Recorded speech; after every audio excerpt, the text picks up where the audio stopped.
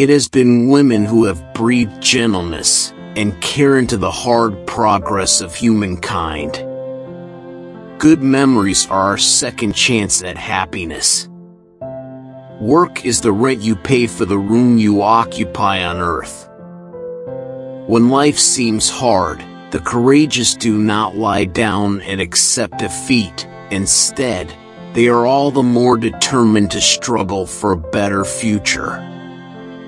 There are long periods when life seems a small, dull round, a petty business with no point, and then suddenly we are caught up in some great event which gives us a glimpse of the solid and durable foundations of our existence.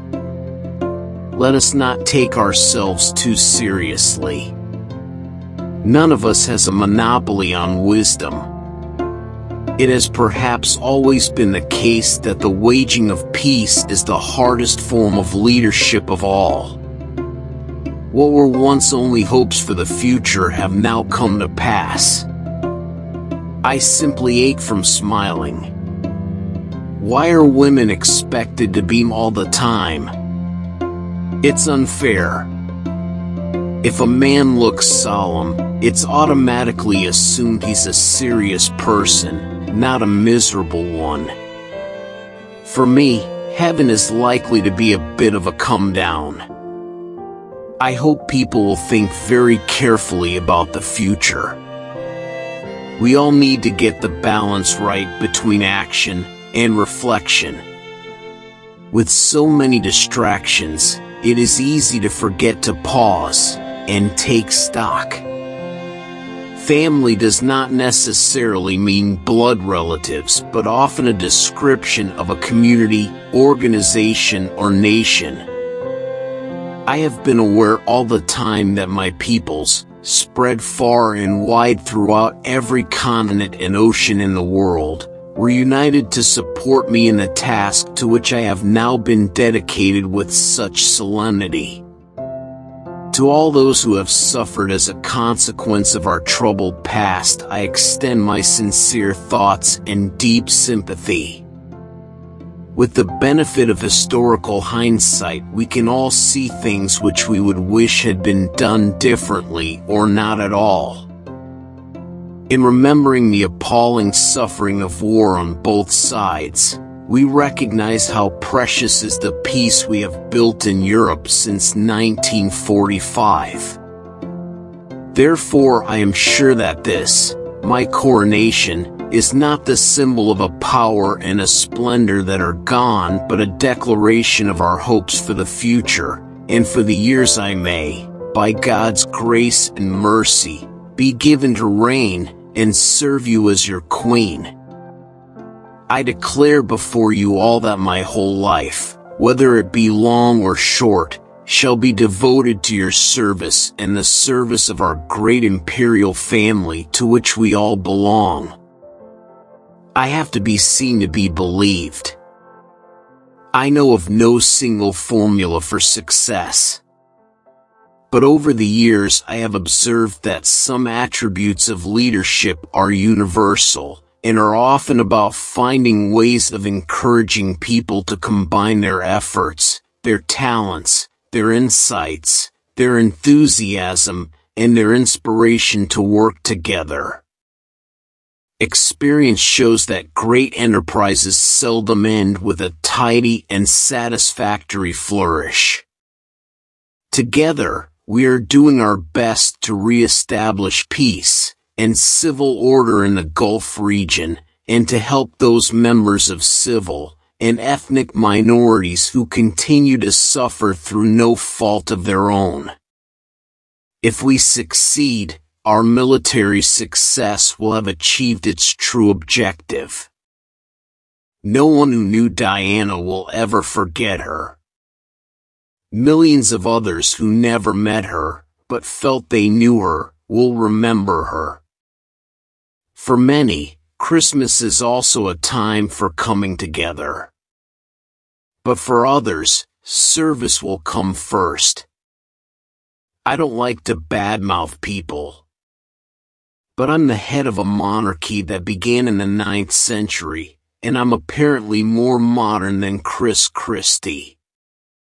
Look, I know he has to appeal to the crazy right-wingers in his party, but the fact is, he's not as forward-thinking as an 87-year-old lady who wears a crown on her head. It's pathetic. Families, friends, and communities often find a source of courage rising up from within. Indeed, sadly, it seems that it is tragedy that often draws out the most and the best from the human spirit. True patriotism doesn't exclude an understanding of the patriotism of others. I believe that there is a great fear in our generation of being labeled as priggish. Think what we would have missed if we had never used a mobile phone or surfed the net or, to be honest, listened to other people talking about surfing the net. In the turbulence of this anxious and active world, many people are leading uneventful, lonely lives. To them, dreariness, not disaster, is the enemy.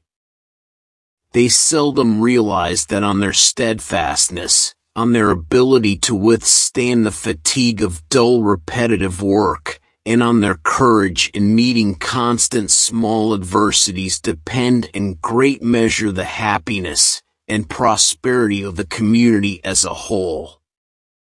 The upward course of a nation's history is due in the long run to the soundness of heart of its average men and women. For Christians, as for all people of faith, reflection, meditation, and prayer help us to renew ourselves in God's love, as we strive daily to become better people. The Christmas message shows us that this love is for everyone.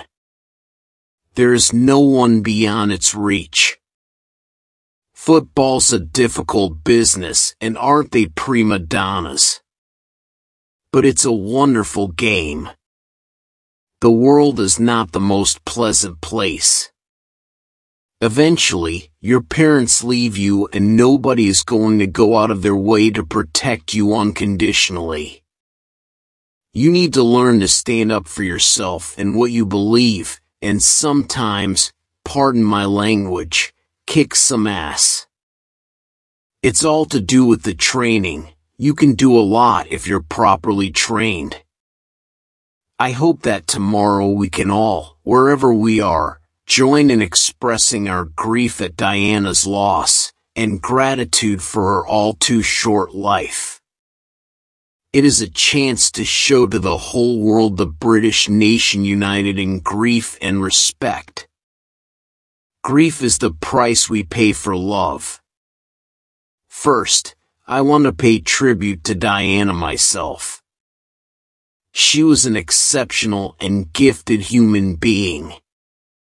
In good times, and bad, she never lost her capacity to smile and laugh, nor to inspire others with her warmth and kindness. I admired and respected her for her energy and commitment to others, and especially for her devotion to her two boys. My husband has quite simply been my strength and stay all these years, and I owe him a debt greater than he would ever claim. I have behind me not only the splendid traditions and the annals of more than 1,000 years, but the living strength and majesty of the Commonwealth and Empire, of societies old and new, of lands and races different in history and origins, but all, by God's will, united in spirit and in aim. The upward course of a nation's history is due in the long run to the soundness of heart of its average men and women.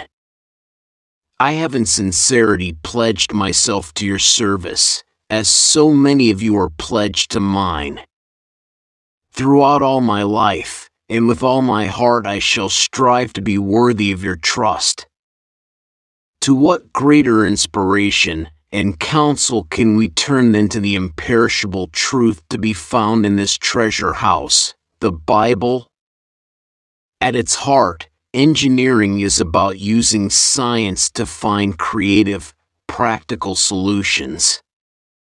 It is a noble profession. The events that I have attended to mark my Diamond Jubilee have been a humbling experience. It has touched me deeply to see so many thousands of families, neighbors and friends celebrating together in such a happy atmosphere. Madam President, speaking here in Dublin Castle, it is impossible to ignore the weight of history, as it was yesterday when you and I laid wreaths at the Garden of Remembrance. I cannot lead you into battle. I do not give you laws or administer justice, but I can do something else. I can give my heart and my devotion to these old islands, and to all the peoples of our brotherhood of nations. We lost the American colonies because we lacked the statesmanship to know the right time, and the manner of yielding what is impossible to keep. It is easy enough to define what the Commonwealth is not. Indeed, this is quite a popular pastime.